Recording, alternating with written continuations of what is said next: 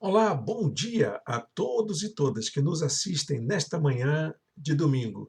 É para nós o primeiro domingo de atividades do mês de janeiro na nossa escola bíblica à distância. E você está convidado a estudar mais um pequeno curso que nós chamamos de curso de férias, porque os estudos bíblicos praticamente vão começar no mês de fevereiro em diante. Então, neste mês de janeiro, nós faremos um curso prático voltado para a nossa vida cristã, aos nossos compromissos como cristãos no mundo. E o nosso curso vai dar continuidade àquela série que nós tínhamos falado com vocês durante o curso de dezembro, que foi chamado de Crescer, e nós agora falaremos sobre servir. Em nossa igreja, nós temos um programa de aperfeiçoamento, de adestramento dos nossos irmãos e irmãs nas atividades como igreja. Então, nós temos três pequenos cursos, que é o curso Seguir, depois temos o curso Crescer e depois temos também o curso Servir. Então, seguir, crescer, servir. Essa é a ordem que nós utilizamos para o nosso aperfeiçoamento, para o nosso adestramento, para que nós possamos atuar de maneira dinâmica na nossa igreja. Claro que depois temos alguns cursos sobre discipulado, sobre evangelismo pessoal, e tudo isso já está gravado em nossas playlists aqui no canal do YouTube. Você pode acessar, tem a apostila lá no nosso blog e você pode fazer os cursos e se aperfeiçoar a cada dia. Então, nós agora vamos completar esta série do Seguir, Crescer, Servir, que é aquele que trata sobre o serviço cristão, colocar a nossa vida a serviço de Cristo no reino de Deus, através de nossa participação na igreja, como servos de Jesus. Eu quero convidar você a fazer este curso de maneira muito dedicada, atenciosa e preocupada mesmo em colocar em prática na sua vida os princípios que vamos tratar aqui. Nós vamos falar de trabalho, nós vamos falar de ministério, nós vamos falar de serviço cristão na igreja. E eu convido você, então, a tomar parte desta sequência. Nós faremos a nossa sequência de estudos baseados naquilo que nós já vemos seguindo aqui. Toda essa série Seguir, Crescer, Servir é, na verdade, uma adaptação das revistas das classes 101, 201, 301 do programa de uma igreja com propósitos, escrita por Rick Warren, pastor da Igreja Batista de Saddleback. Você está convidado a seguir, então. Nós não estamos inventando a roda, estamos adaptando um material que já foi disponibilizado em muitas igrejas, que já tem abençoado a vida de muita gente no mundo inteiro e que na nossa igreja também tem ajudado bastante a gente encontrar o nosso espaço, a nossa maneira de seguir Jesus. Ok, temos então esse material disponível em nosso blog. Você pode baixar a apostila. Eu já coloquei o link aqui no chat, ou então você pode achar o endereço do nosso blog bem aqui embaixo nas descrições do vídeo. É fácil você encontrar lá no nosso blog, na página Estudos, você vai encontrar já essa apostila disponibilizada para você seguir compromisso de servir a Cristo. Como nós temos feito durante esses estudos nossos, já preparamos a nossa apresentação, que é exatamente o material que você encontra na apostila. Então, segue aí a nossa apresentação para você acompanhar aqui na tela e também, se você baixar a apostila, imprimir e fazer uso como você quiser, acompanhe também aí no seu material de estudo. Vamos seguir então? Muito bem, gente, está aqui a nossa apresentação. Nós faremos então este acompanhamento do nosso estudo bíblico do mês de janeiro sobre servir, o nosso compromisso de servir a Cristo. Muito bem, gente. Falando sobre isso, então, a nossa primeira aula de hoje vai tratar do tema geral do curso, que é a questão de o que você faz na igreja, que é servir em um ministério. E esse será, então, todo o objetivo do nosso curso durante estes dias. Nós vamos descobrir áreas da igreja em que nós podemos atuar, onde nós nos sentimos mais à vontade, que tem a ver com a nossa identidade, com as nossas experiências de vida. Isso quer dizer, então, que este curso tem um objetivo muito claro, que é definir o seu perfil como servo de Cristo, para levá-lo a um compromisso de servir ao Senhor na igreja em um ministério específico. Para ser bem claro, gente, nós entendemos que cada pessoa tem o seu traço de qualidade. É interessante que a palavra perfil, ela muitas vezes é vista com um tema restritivo. Você que já participou de processo seletivo em empresa, já deve ter visto alguma coisa nesta área. E, geralmente, quando os contratadores, rejeitam o candidato, costumam utilizar a expressão: você não se encaixa em nosso perfil. A diferença aqui para a gente é que, seja qual for o seu perfil, você se encaixa no reino de Deus. Nós só precisamos descobrir qual é o seu perfil para a gente saber em que lugar você pode servir ao Senhor.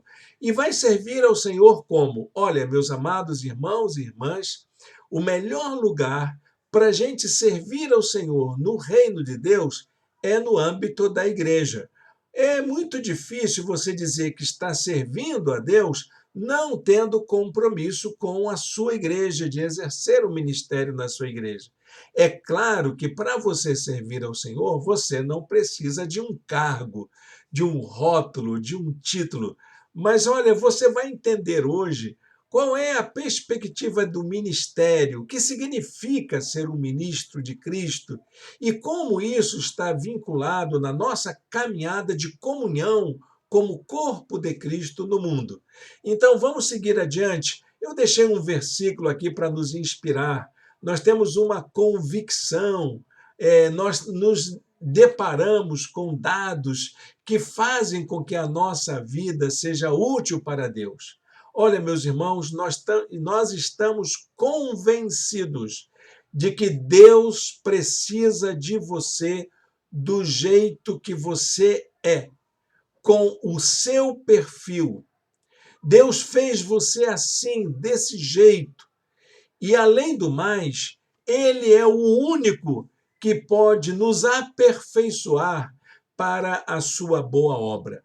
Deus é aquele que nos capacita para servirmos em sua obra. Então, veja o versículo que separamos para este momento. A Bíblia diz assim: e ele designou alguns para apóstolos, outros para profetas, outros para evangelistas e outros para pastores e mestres, com o fim de preparar os santos para a obra do ministério, para que o corpo de Cristo seja edificado. Olha, meus irmãos, tem alguns cargos na igreja que aparecem mais, como ser, por exemplo, do ministério de louvor, ser pastor, não é? Parece que aparece mais. Mas, na verdade, meus irmãos, todos nós somos úteis no reino de Deus.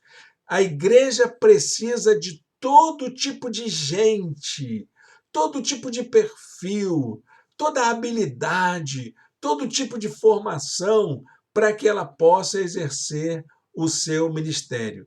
Eu diria, há lugar para todos e todas no serviço do Senhor.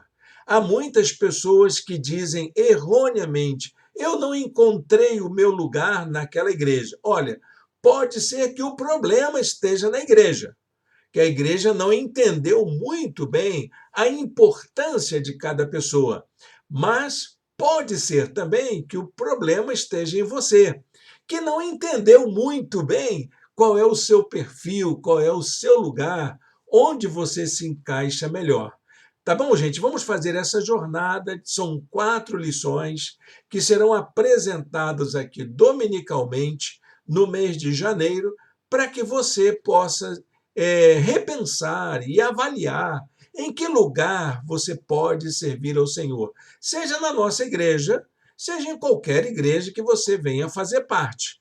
É o reino de Deus, é uma característica, né, de que as igrejas, embora uma seja mais animada, outra seja mais conservadora, outra seja mais progressista, na verdade, todas elas são corpo de Cristo, cada uma do seu jeito, mas todas elas precisam de pessoas, de gente como eu e você, para trabalhar na obra de Deus. Ok, gente? Deu para entender isso aí?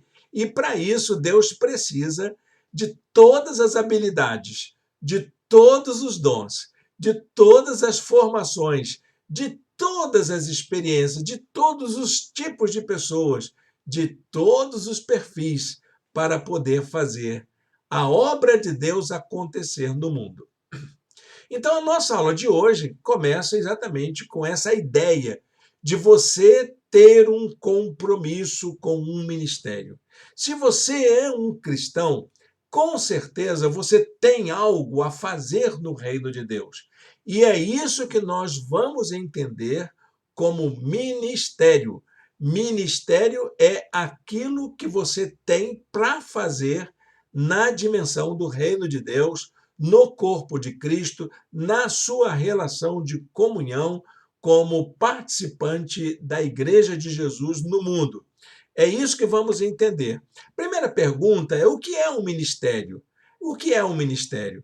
Martin Luther King deixa para nós uma frase bastante emblemática: se você não pode ser um caminho brilhante, seja um atalho na serra distante. Pode ser que você não tenha aquela condição de estar lá no altar, não é? Para poder abençoar outras pessoas, mas com certeza você poderá estar em algum lugar onde vai abençoar muito o reino de Deus, qualquer lugar que seja. Eu me lembro de uma irmã muito idosa que ela dizia para mim: "Ah, pastor, eu não consigo fazer mais nada. Eu não sirvo para mais nada na igreja." Aí eu olhei para ela: "Irmã, sabe orar?" Aí ele disse: "Claro, eu oro todos os dias." Então vamos fazer o seguinte: o seu ministério será orar diariamente pela sua igreja. Eu vou saber que pelo menos uma pessoa está sustentando diariamente a igreja em oração. Esse é o seu ministério. E a irmã abriu um sorriso. "Ah, que bom! Esse eu já estou fazendo." Então, continua fazendo, porque é disso que nós precisamos também. Como é importante isso, né? Então, veja bem, meus irmãos, o que é um ministério? Você sabe o que é um ministério? Eu gosto muito de uma frase de Paulo em 2 Coríntios, que os homens nos considerem como ministros de Cristo. Aí a gente pensa que ministro é aquele cargo elevado, né? Primeiro escalão, a turma da equipe do staff de um governo, a turma que ganha altos salários e que manda e que estabelece ordens.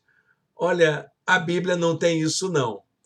Quando Paulo fala que os homens nos considerem ministros, ele está pensando numa categoria de trabalho escravo, que era o remador, o coitado que ficava lá nas galés romanas, no fundo do navio, para poder remar ao som de um tambor. Olha, meus amados irmãos e irmãs, ser um remador era um trabalho humilhante, ultrajante, era o pior serviço. Era como se fosse um castigo para um escravo desobediente. E Paulo diz que os homens nos considerem assim, como um escravo, como aquele que é obrigado a fazer um trabalho forçado. Isso é ser ministro. Bom, mas eu não vou entrar por esse caminho com você, tá bom, meu irmão? Tá bom, minha irmã? Fica tranquila, eu não quero que você se sinta como uma escrava ou como um escravo na obra de Deus. Ninguém, meus irmãos, é obrigado a trabalhar na igreja.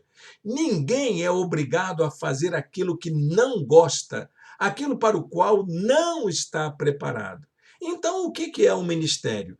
Bom, o ministério cristão significa o seguinte: lembra a palavra diáconos. Todas as vezes que no Novo Testamento você encontra a palavra servir, é, ministrar, quer dizer exatamente isso. Era a palavra grega diáconos que era utilizada.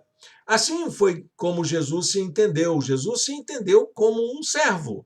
Ele se chamou de servo. E quando a igreja estava trabalhando e organizando o seu trabalho e não tinha os apóstolos como cuidar do serviço das mesas, da comunhão dos irmãos, então eles nomearam 7 pessoas para poder atuarem como diáconos. Mas, na verdade, a palavra diácono designava todo e qualquer servo na igreja, toda e qualquer pessoa que trabalhava na igreja, seja quem fosse, não era um título, como em muitas igrejas acontece, como corpo diaconal, aí consagra o diácono. Na verdade, a palavra diácono lembra serviço, é a famosa diaconia, a capacidade de servir. Então, o ministério é a oportunidade que nós temos para usar o que Deus nos deu para servi-lo, a fim de suprir as necessidades uns dos outros. A necessidade do corpo de Cristo, da vida de comunhão, das pessoas que precisam de ajuda, de apoio na vida da igreja. Deu para entender isso aí? Então você já sabe que ministério na igreja é serviço. Palavra ministério lembra serviço. Então, a Bíblia tem vários exemplos de pessoas que serviram. Você vai encontrar, por exemplo, a ideia de um Neemias. Neemias era copeiro do rei da Babilônia. E ele, então, ele sente necessidade, já que ele servia no palácio, ele colocar a sua vida para servir ao povo de Deus, a fim de que o povo restaurasse a cidade de Jerusalém e seus muros. Você lê lá em Neemias 1, versículo 11. Jesus também se apresentou como servo. Jesus chegou a dizer que o Pai trabalha e ele trabalha também. E a vida dele existia exatamente para servir. Ele afirmou que estava entre nós como quem serve, não como quem tem autoridade. Paulo também se intitulava como um servo de Jesus, como aquele que coloca a sua vida a serviço do reino de Deus com todos os seus dons e talentos. Então você veja que são pessoas que exerceram grande liderança em meio ao povo de Deus, mas não abriram mão da sua condição de servos, mesmo que fossem pastores, apóstolos, governantes, messias, não é? Como o caso de Jesus, eles se ofereceram como servos. Paulo, na segunda carta a Timóteo, capítulo 2, verso 15. Procure apresentar-se a Deus aprovado, como obreiro. Obreiro é aquele que trabalha, é o trabalhador, é aquele que serve, que não tem do que se envergonhar, que maneja corretamente a palavra da verdade. Não há no reino de Deus nenhum serviço que possa ser taxado como envergonhador. Que a gente vai dizer, eu tenho vergonha de fazer isso na igreja. O Senhor nos chama para todo tipo de trabalho e eu preciso me apresentar como aquele que serve, o obreiro, o trabalhador, que não tem vergonha da sua tarefa, daquilo que precisa fazer no reino de Deus. Amém? Muito bem, gente. O que a Bíblia diz sobre ministério? A Bíblia trata disso nas Escrituras? Sim, trata nas Escrituras sobre isso o tempo todo. O tempo todo a palavra de Deus está nos chamando para servir, não para ser servido, mas para servir, colocar a nossa vida a serviço do outro, a serviço do reino. Então, para a gente entender, nós geralmente trabalhamos em três direções. Eu vou usar aqui a palavra ministramos, mas a ideia é realmente de trabalho, de serviço. Nós servimos em três direções. Primeiro, servimos ao Senhor. Atos 13:2 diz assim: Enquanto adoravam o Senhor e jejuavam, disse o Espírito Santo: Separa-me Barnabé e Saulo para a obra que os tenho chamado. Deus nos chama para um trabalho, Deus nos inquieta, Deus nos interpela para fazer algo no reino de Deus. E isso é servir ao Senhor. Nós também servimos aos santos, aos membros da igreja, aos participantes do corpo de Cristo. Hebreus 6:10 diz assim: Deus não é injusto, ele não se esquecerá do trabalho de vocês e do amor que demonstraram por ele, pois ajudaram os santos e continuam a ajudá-los. Aqui, o autor da carta aos Hebreus está se referindo àqueles que colocam a sua vida a serviço do reino de Deus.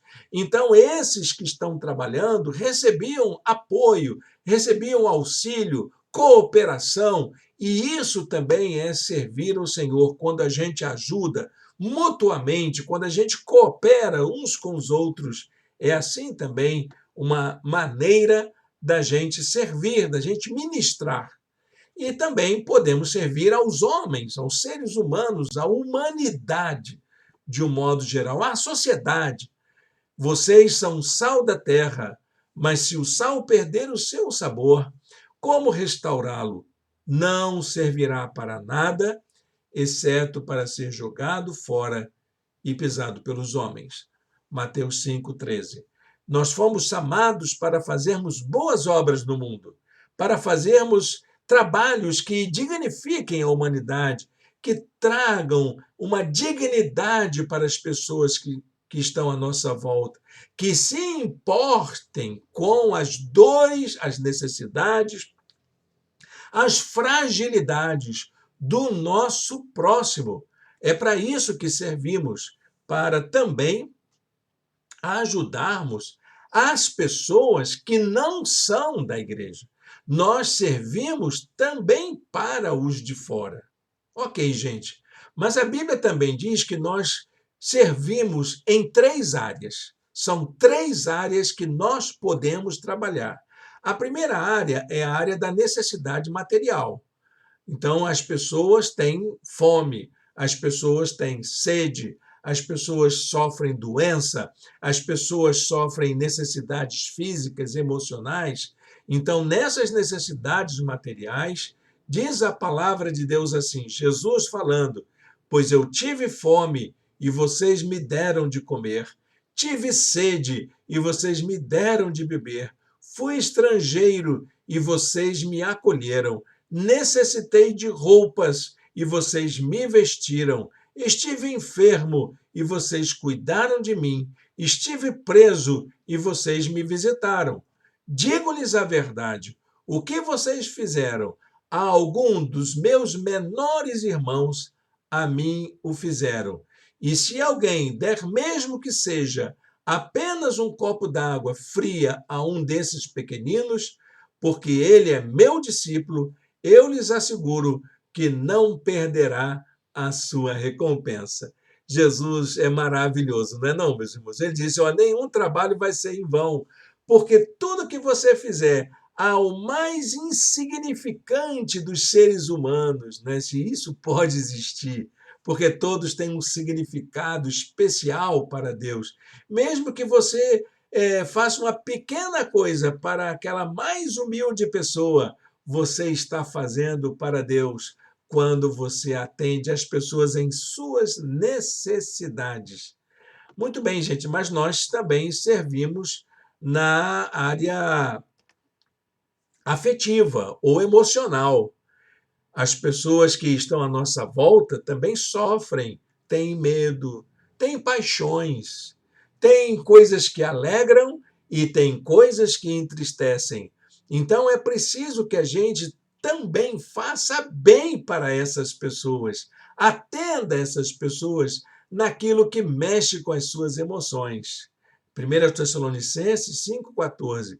Exortamos vocês, irmãos, a que advirtam os ociosos, confortem os desanimados, auxiliem os fracos, sejam pacientes para com todos. Nós mesmos podemos ser uma bênção na vida de todas as pessoas, tendo aquela disposição de fazer com que as pessoas se animem, não jogar para baixo, mas levantar o ânimo de todo mundo, até mesmo aqueles que estão enfraquecidos, aqueles que estão se sentindo desocupados, a gente levantar o ânimo das pessoas.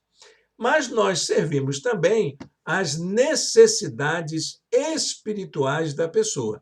Porque, na verdade, nós não somos só pessoas que têm necessidades emocionais ou materiais. Nossa vida não se resume a isso. Nós somos seres espirituais. Temos uma espiritualidade, temos alguma coisa que nos aproxima uns dos outros como criação de Deus.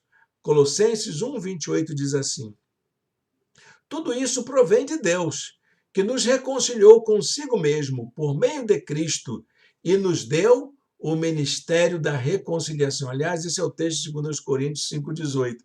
Nós temos 2 versículos aqui para vermos. Nós o proclamamos, advertindo e ensinando a cada um com toda sabedoria, a fim de que apresentemos todo homem perfeito em Cristo. Essa é a finalidade do serviço cristão.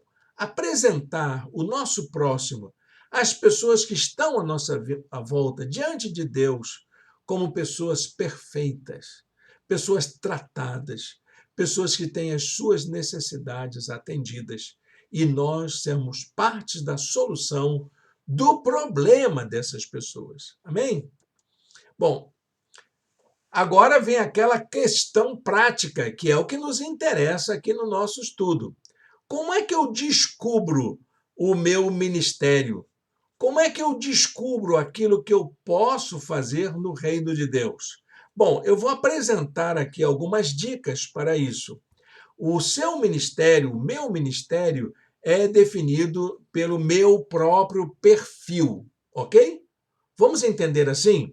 O seu ministério tem a ver com o seu perfil. Você sabe o que é perfil, né? Você vai desenhar um bonequinho, então faz aquelas linhas certinhas, como se fosse uma forma, e então aquilo que você tem para fazer se encaixa direitinho em você. Só que a palavra perfil será utilizada de uma maneira diferente aqui. Porque a palavra perfil vai funcionar como um acróstico. Cada letrinha desta palavra corresponde a uma área da nossa vida que vai influenciar ou determinar a minha atuação.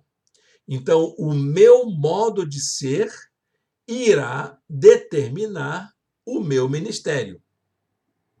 Cada um de nós possui um perfil que nos caracteriza e nos destaca como uma pessoa útil para Deus.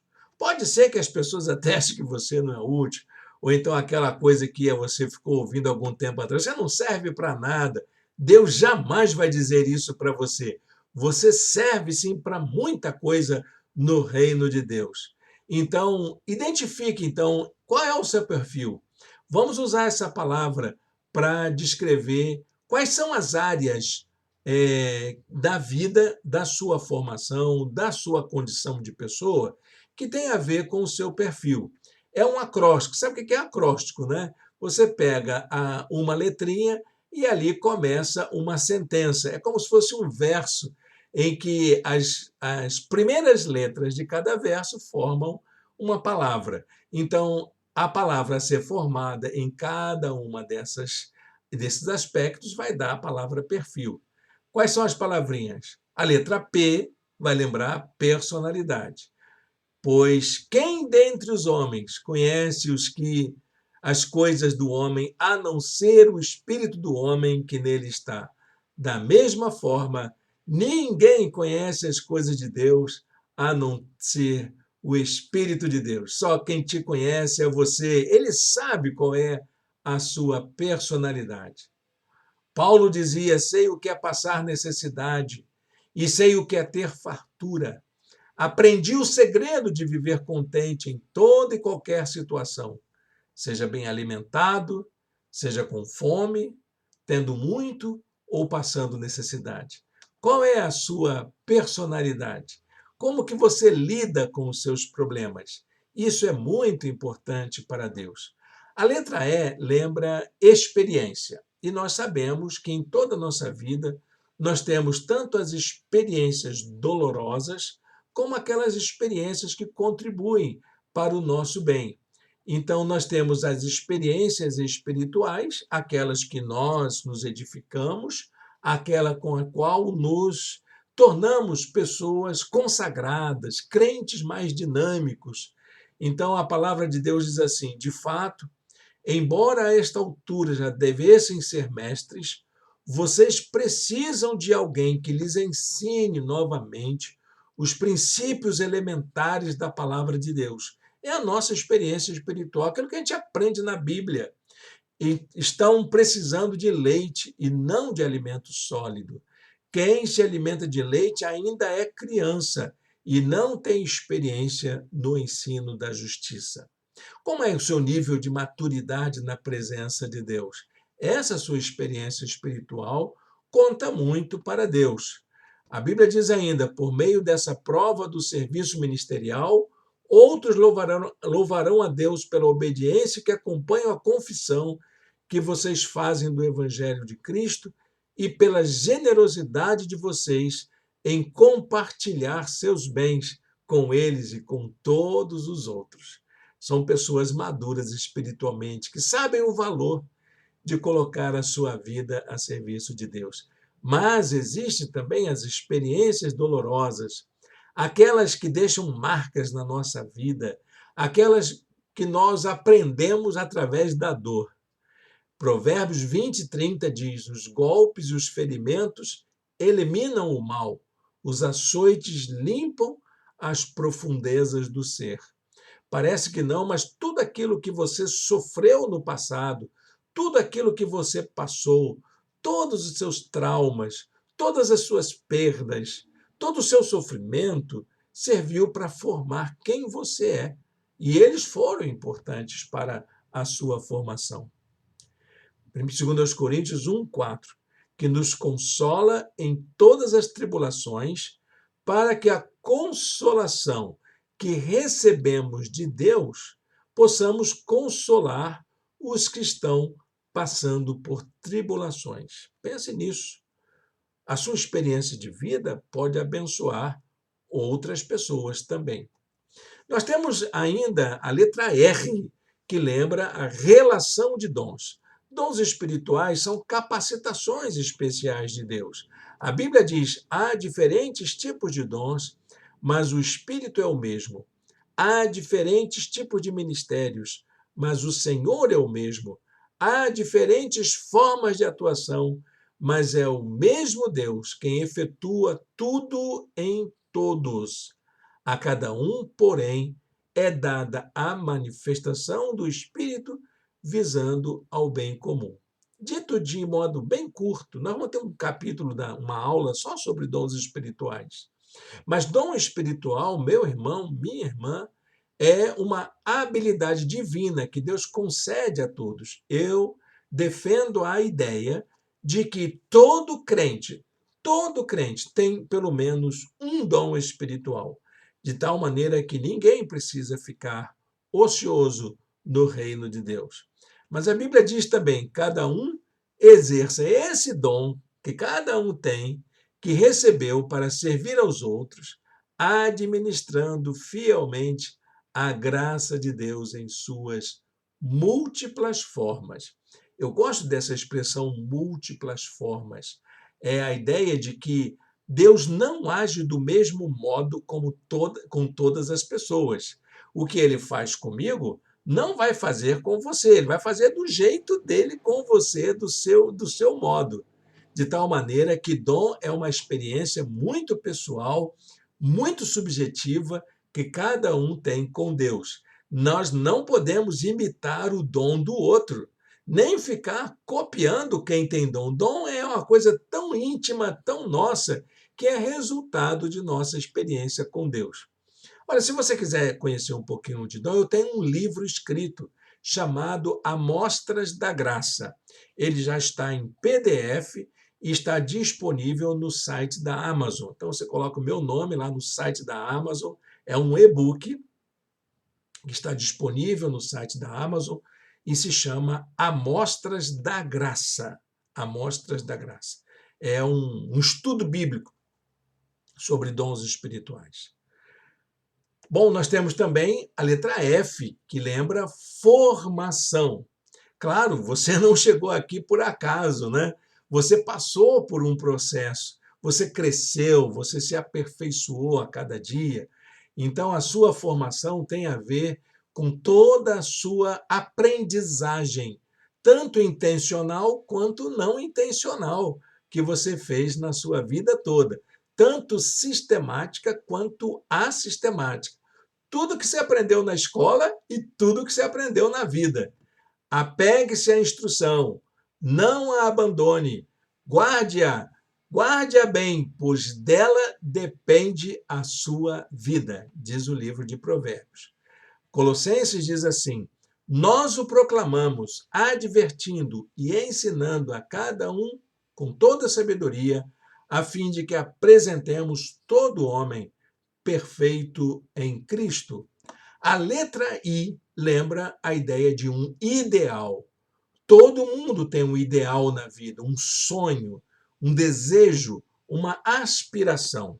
E a Bíblia diz assim: seja a atitude de vocês a mesma de Cristo Jesus. É o nosso ideal de ser como Jesus é. E diz em Filipenses 2,13: pois é Deus quem efetua em vocês tanto o querer quanto o realizar de acordo com a boa vontade dele. E para encerrar, a letra L, que é a questão das habilidades. Habilidade é aquilo que você sabe fazer. Todo mundo sabe fazer alguma coisa. Todo mundo sabe preparar algo.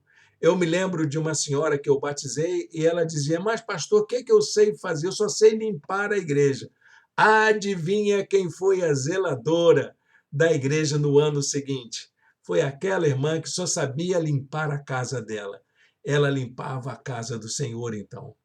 E cada um sabe fazer algo bom, todo mundo sabe fazer alguma coisa, todo mundo sabe fazer algo que lhe caracteriza, que gosta de fazer uma arte, um trabalho manual, escrever, telefonar, produzir obra de arte, enfim, tem uma série de coisas que cada um gosta de fazer. E tudo isso é importante no reino de Deus. A Bíblia diz: não que possamos reivindicar qualquer coisa com base em nossos próprios méritos, mas a nossa capacidade vem de Deus. Deus fez você capaz de fazer alguma coisa. E Êxodo 31, verso 3, e eu enchi do Espírito de Deus, dando-lhes destreza, habilidade e plena capacidade artística àqueles que fizeram as obras de arte do tabernáculo. Deus separou gente para fazer coisa boa para o reino de Deus e fez a gente também com habilidades para fazer coisas boas que só a gente sabe fazer no reino de Deus. Então, o perfil serve para quê? Vamos anotar aí. Primeiro, para definir para você conhecer bem sua personalidade. Qual é a sua experiência de vida? Qual é a sua relação de dons? Qual é a sua formação? Qual é o seu ideal? E qual é a sua lista de habilidades? Vejam porque que é um acróstico, né? As iniciais de cada expressão dá a palavra perfil. E nós vamos fazer isso, gente. No nosso curso, nós vamos descobrir o seu perfil. Para que você serve no reino de Deus? Vamos descobrir qual é o seu perfil no reino de Deus. Amém? Mas isso é necessário? Sim, todo mundo tem um perfil. Eu tenho o meu e você tem o seu. E o apóstolo Paulo, por exemplo, também tinha o dele. Nós vamos descobrir que cada uma pessoa, Jesus tinha um dele.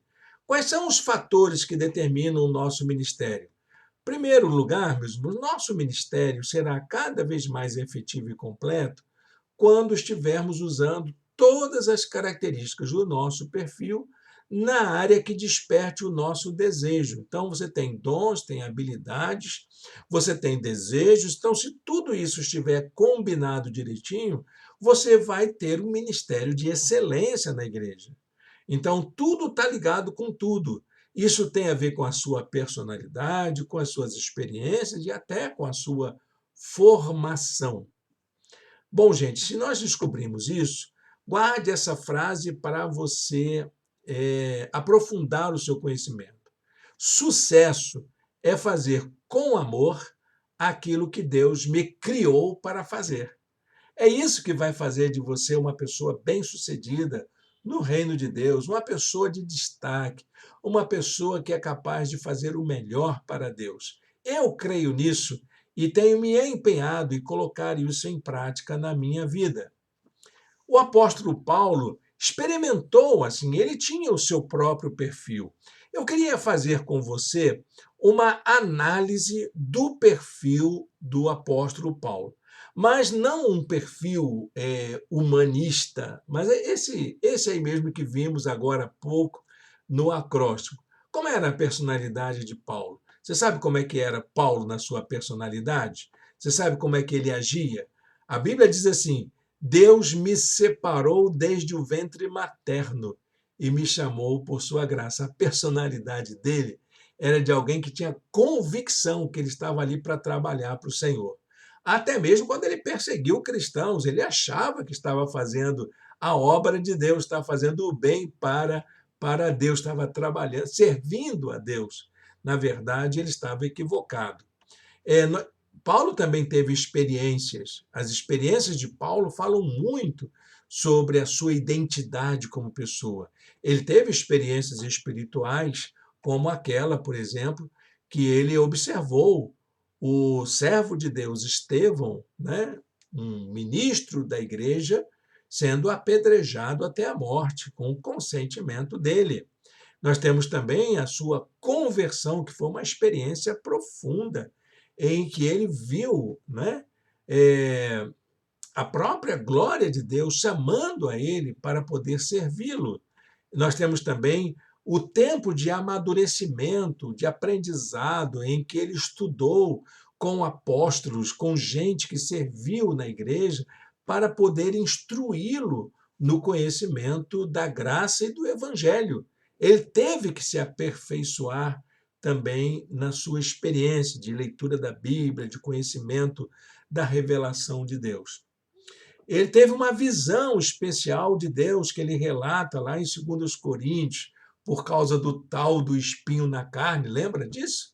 Espinho na carne. Qual era o espinho na carne de Paulo? Olha, meus irmãos, eu não sei qual era o dele. Eu sei qual é o meu. Eu tenho um espinho na carne. Acho que você também tem. Você quer saber qual é o meu espinho na carne? Não, eu não vou te dizer, porque só eu sei. Assim como eu não sei o de Paulo, acho que ninguém gostaria de saber qual é o meu espinho na carne. Também não quero saber qual é o seu, mas eu sei de uma coisa, que é aquilo que Paulo descobriu. Deus falando ao coração de Paulo por causa dos seus espinhos na carne. A minha graça te basta. O meu poder se aperfeiçoa na fraqueza. Que experiência espiritual significativa. Mas Paulo também teve experiências dolorosas. Ele conta isso na segunda carta. Eu acho esse relato um relato assim, muito forte. Ler o capítulo 11 todo é muito importante. Dá uma leitura depois com calma para você entender como Paulo lutou pelo evangelho. São eles servos de Cristo, diz ele, Estou fora de mim para falar desta forma. Eu ainda mais. Trabalhei muito mais. Fui encarcerado mais vezes. Fui açoitado mais severamente e exposto à morte repetidas vezes. Trabalhei arduamente. Muitas vezes fiquei sem dormir. Passei fome e sede e muitas vezes fiquei em jejum.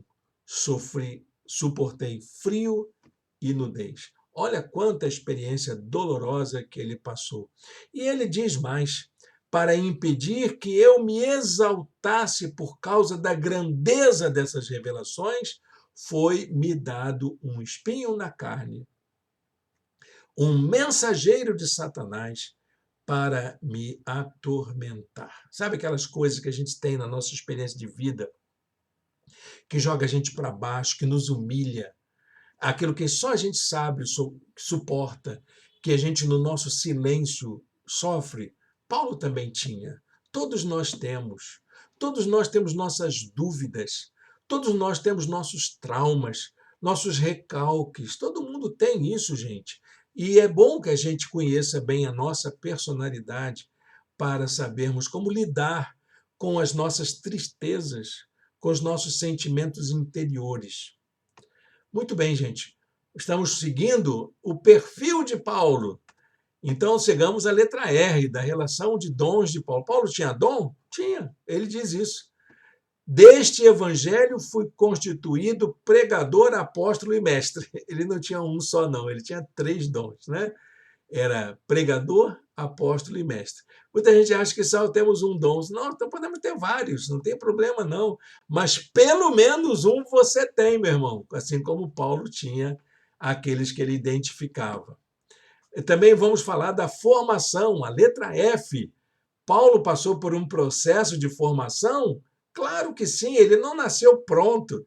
Ele não se converteu e saiu pregando, não, ele se preparou. Aliás, o tempo de preparo de Paulo para ele ser nomeado apóstolo, enviado como missionário, levou cerca de 14 anos.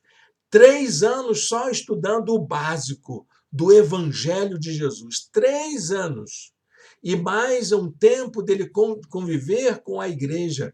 Somente com 14 anos de formação é que ele foi nomeado missionário na igreja de Antioquia. Atos 22, 3, ele diz assim: sou judeu, nascido em Tarso da Cilícia, mas criado nesta cidade. Fui instruído rigorosamente por Gamaliel na lei de nossos antepassados, sendo tão zeloso por Deus quanto qualquer de vocês hoje. Olha, Paulo teve uma formação antes da sua conversão e ele não desprezou essa formação. Ele estudou com Gamaliel. Sabe quem era Gamaliel? Era um filósofo. Ele estudou filosofia com muita habilidade. Ele estudou poesia greco-romana. E ele também era um judeu, considerado como participante do grupo dos fariseus. Ou seja, ele estudou a lei, a Torá, os profetas, os livros poéticos das Escrituras. Ele estudou a fundo nas línguas originais. Era uma pessoa de uma excelente formação acadêmica e ele não desprezou esta formação acadêmica. Está vendo aí, meus irmãos? Você que fica negando esse negócio de ter formação acadêmica, isso é importante. Toda a sua formação acadêmica vale para Deus e Deus quer que a gente passe por isso. Paulo foi escolhido não porque ele era um qualquer, mas porque ele tinha essa formação para fazer a obra do ministério. Mas Paulo diz mais. Além disso, recebeu as primeiras orientações de Ananias e Barnabé. Sua experiência ministerial também serviu como grande fator para a sua formação. Acredite nisso. Barnabé era um homem de Deus, ele aprendeu com gente boa, ele esteve ao lado de grandes mestres espirituais, de cristãos de grande qualidade de vida.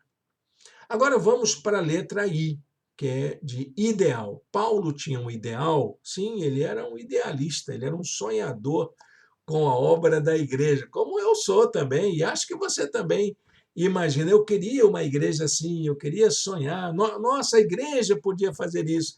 Era o que Paulo sentia. Paulo diz aos Romanos: sempre fiz questão de pregar o evangelho onde Cristo ainda não era conhecido. Era o ideal de Paulo. Pregar o evangelho para quem nunca ouviu falar do evangelho, de forma que não estivesse edificando sobre alicerce de outro. Tem muito crente querendo tirar a crente da igreja do outro para encher sua igreja. E isso, gente, não era a ideia do apóstolo Paulo. Paulo ele tinha minha estratégia, meu ideal é o seguinte: eu vou pregar para quem não é crente. E é esse povo que eu quero ver dentro da minha igreja. Gente que não gosta de igreja, eu tenho que trazer para junto de mim. E ele diz ainda em Atos 20, versículo 24: todavia não me importo, nem considero a minha vida de valor algum para mim mesmo, se tão somente puder terminar a corrida e completar o ministério que o Senhor Jesus me confiou, de testemunhar do evangelho da graça de Deus. Era o ideal dele, cumprir esse ministério até o fim, sendo uma testemunha fiel do amor de Deus. E por fim, aliás, tem ainda um versículo aqui para a gente ver, Gálatas 2:20, né? Fui crucificado com Cristo. Assim já não sou eu quem vive, mas Cristo vive em mim. A vida que agora vivo no corpo, vivo-a pela fé no Filho de Deus, que me amou e se entregou por mim. Veja, é o ideal de vida dele, de ser um cristão autêntico, de servir ao Senhor, era o que ele queria fazer. E ele sabia que trabalhando na obra de Deus, ele poderia alimentar esse ideal dia após dia. E, por fim, a lista de habilidades que Paulo sabia fazer. Claro que ele tinha os dons espirituais de ser pregador, de ser apóstolo, de ser mestre. Ele tinha esses dons. Mas ele sabia fazer coisas, tinha coisas que ele sabia fazer, que de vez em quando era importante para o exercício do seu trabalho. Atos 18, 3 e 4. E uma vez que tinha a mesma profissão, ficou morando e trabalhando com eles, pois eram fabricantes de tendas. Olha que coisa interessante. Paulo era um fabricante, era a profissão, a habilidade que ele sabia fazer. Todos os sábados ele debatia na sinagoga e convencia judeus e gregos, mas fazia tenda, ele trabalhava, ele produzia. Que interessante, né? Ele não vivia assim, achando que era só receber da igreja, vou fazer só o trabalho. Não, ele trabalhava, ele tinha a sua profissão. Todos nós temos nossa profissão. Eu sou professor, é a minha profissão. Trabalhei durante a minha vida toda e segui toda a carreira profissional de professor. E procurei ser o melhor professor que eu pude ser na minha vida. Não sei se eu acertei muito, mas eu tentei ser o melhor que eu podia. Acho que era o caso do apóstolo Paulo, como um profissional. Ele deveria ser um grande fabricante de tenda, para poder vender a tenda e poder ganhar o seu dinheirinho. Bom, gente, você está vendo aí que não é fácil a gente trabalhar no reino de Deus, não é? Não é difícil, né? Eu concordo com você. Eu sei que temos um grande desafio pela frente. Mas pense no seguinte: eu queria encerrar essa nossa aula de hoje deixando com você uma reflexão da palavra de Deus sobre essa coisa de você se achar, encontrar o seu espaço, descobrir por você mesmo o que você pode fazer na obra de Deus. Evangelho de João, capítulo 12, verso 26. Quem me serve precisa seguir-me. E onde estou, o meu servo também estará. Aquele que me serve, meu Pai o honrará. Amém? Só para você ter uma ideia, porque a gente fala assim dos nossos temas, né? Seguir, crescer, servir. Então, se você é uma pessoa que quer servir ao Senhor, A primeira coisa que você tem que fazer é seguir Jesus, seguir ao Senhor. E aí você vai poder servir ao Senhor. Quem me serve é aquele que me segue. É assim que é a matemática de Deus. Jesus, ele disse isso. Servo de Jesus é quem segue Jesus. E aquele que serve a Jesus, porque segue Jesus, o Pai dos céus, o Pai celestial, o honra. A gente precisa experimentar isso na nossa vida, não é mesmo, irmãos? Sentir essa forma especial de Deus tratar a gente. Olha, meus irmãos, você não imagina o quanto de experiência Deus está reservando para você por servi-lo dessa maneira. A minha esposa costuma me dizer que eu sou um tipo filho mimado de Deus. Porque eu entendo, se Deus está fazendo a obra dele, então ele vai fazer a parte dele e eu vou fazer a minha. E acaba que as coisas vão se harmonizando com o tempo. E ela diz, mas como você sabia disso? Eu disse, não, eu entendi que se Deus tem uma vontade, ele vai fazer a vontade dele acontecer, independente do que aconteça. É só eu estar no lugar certo, na hora certa, fazendo as coisas certas. E Deus vai fazer a obra dele acontecer. É assim que Deus faz conosco. E eu convido você a ter essa experiência. Bom, gente, chegando ao final da nossa aula, eu quero convidar você a orar ao Senhor junto comigo nessa experiência de aprendizagem sobre como colocar a nossa vida a serviço do reino de Deus. Feche seus olhos, ore junto comigo. Senhor Deus e eterno Pai, muito obrigado, Senhor, por aprender que a nossa vida é útil no teu reino, seja como ela está. Nós queremos apresentar diante do Senhor a nossa vida, nossas habilidades, nossos dons, nossos talentos, nossa formação, nossas experiências de vida, nosso jeito de ser. Que o Senhor cuide da gente nesta hora.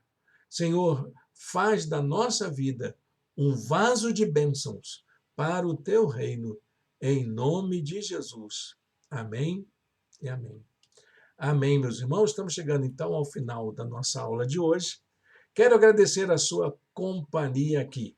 Gente, nesse mês de janeiro continuaremos também às 18 horas com as nossas mensagens das 18 horas transmitidas online.